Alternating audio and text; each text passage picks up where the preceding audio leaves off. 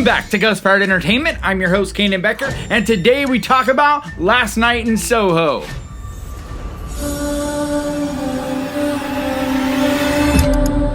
And real quick, if you could do me a favor and hit that like button, because that really helps this channel out so much.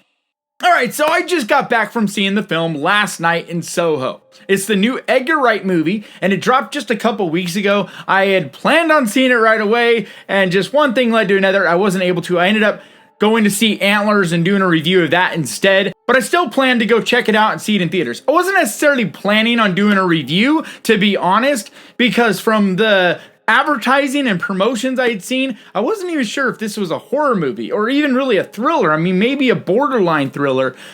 But that's my biggest first takeaway from this movie is if you've been watching the trailers and this and that and not getting a super horror vibe from it, then you're not alone, because I feel like they did a disservice to this movie. But maybe it's just me, but I didn't get much of a horror vibe whatsoever from the promotions for this movie, the trailer, etc.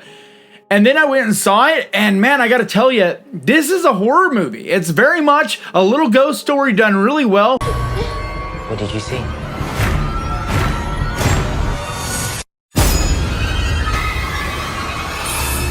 Do you believe in ghosts? I mean, don't get me wrong, it's not like the scariest thing or anything like that, but it does have its moments, definitely creepy, has a few jump scare stuff.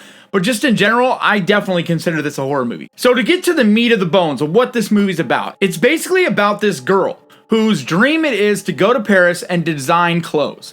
Her grandma is very supportive of her, and her mom passed away, but her mom designed clothes too, so it's very much a big deal to her and a dream of hers to go there and do this.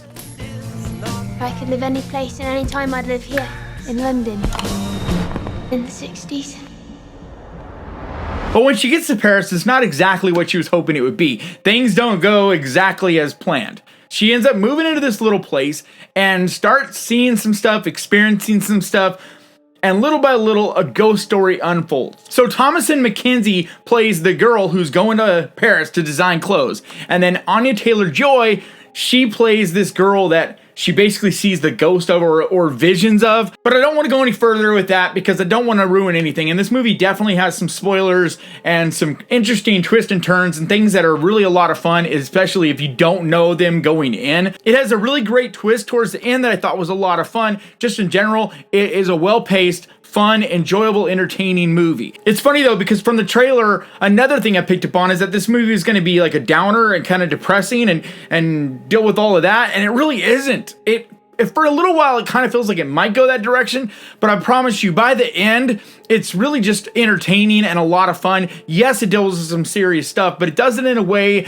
where it doesn't make light of that, but it doesn't make it to where it's completely a downer, depressing. And I appreciate that because I prefer fun horror movies, especially ones that can deal with important subjects, but yet not get depressing as fuck. And this, from the trailers, kind of felt like it was going to be an A24 type of thing. And it's definitely not. One, it's not a slow burn, and two, it's not this dark, deep, depressing, super dark thing. It's an Edgar Wright movie, and it really feels that way. I love his choice of colors and brightness, and just the way he makes the 1960s look when there's the flashbacks to the 60s just looks amazing. I love it. The attention to detail is really there. It's just a beautiful shot movie, a lot of fun with some really interesting choices that really make it feel very artistic without getting snobby artistic, if you get what I mean. But the real stars of this film are the leading ladies in this. It's pretty much made up by an all-female cast with a couple male characters in it, but mostly these females who just kill it on screen. They each have their very unique styles and personalities, but they really nail it because on one hand, Thomasin McKenzie is very fun and bright and just this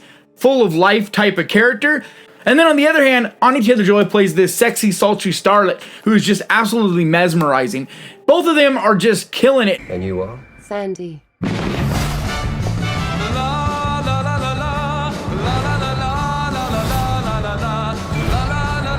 But just in a lot of ways, it's a story about how their two lives intersect and they experience a lot of the same things, especially this eye-opening situation where they're thinking life and things are going to be this way and they have this rude awakening and it's really, really hard. But I just really love how they wrap this story up at the end and bring their stories full circle and yet give you a villain, but not your traditional villain, not the what you would normally think of.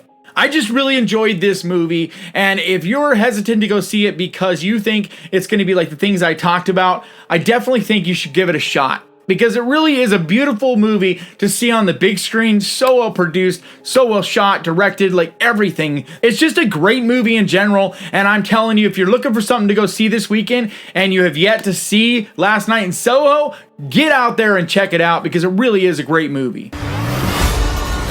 You can't save me.